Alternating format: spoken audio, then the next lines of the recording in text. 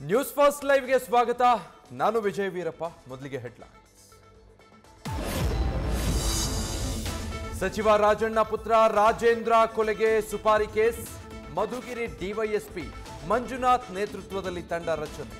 CCTV ಪರಿಶೀಲನೆ, ಪಂಚನಾಮ. ಸಾಕ್ಷ್ಯಗಳು ಸಿಕ್ಕ ಬಳಿಕ ಆರೋಪಿಗಳ ಬಂಧನ ಸಾಧ್ಯತೆ. ಯುಗಾದಿ ಬಳಿಕ ಸಂಪುಟ ಪುನರ್ರಚನೆಗೆ ಡಿಕೆ ಶಿವಕುಮಾರ್ ಪಟ್ಟು. ಈಗ ಬಜೆಟ್ ಮುಗಿದಿದ್ದು ಕ್ಯಾಬಿನೆಟ್ ಪುನರ್ರಚನೆಗೆ ಹೈಕಮಾಂಡ್ ಮೇಲೆ ಒತ್ತಡ.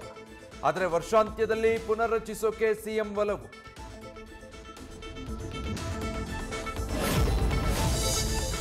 ತಂಗಿಯನ್ನ ಪ್ರೀತಿಸಿದ್ದಕ್ಕೆ ಯುವಕನನ್ನ ಹತ್ಯೆಗೈದ ಸಹೋದರರು. ತಲೆ ಮೇಲೆ ಕಲ್ಲು ಹಾಕಿ ಬರ್ಬರವಾಗಿ ಪ್ರಶಾಂತ್ ಹತ್ಯೆ. ಬೀದರ್ನ ಬಸವ ಕಲ್ಯಾಣ ತಾಲೂಕಿನ ನಿರಗೂಡಿ ಗ್ರಾಮದಲ್ಲಿ ಘಟನೆ.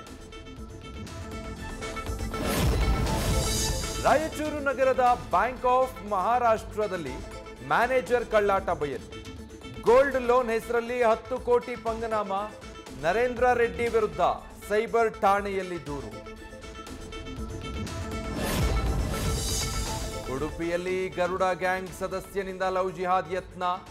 ಯುವತಿಯನ್ನ ಪುಸಲಾಯಿಸಿ ಕರೆದೊಯ್ದು ಬಚ್ಚಿಟ್ಟಿದ್ದಾನೆ ಎಂದು ಆರೋಪ. ಅಕ್ರಮ್ ಎಂಬಾತನ ಬಂಧನಕ್ಕೆ ಪೋಷಕರ ಆಗ್ರಹ. ನ್ಯೂಸ್ ಫಸ್ಟ್ ನಿರ್ಭೀತಿಯಿಂದ ನಿಮ್ಮ ಪರವಾಗಿ.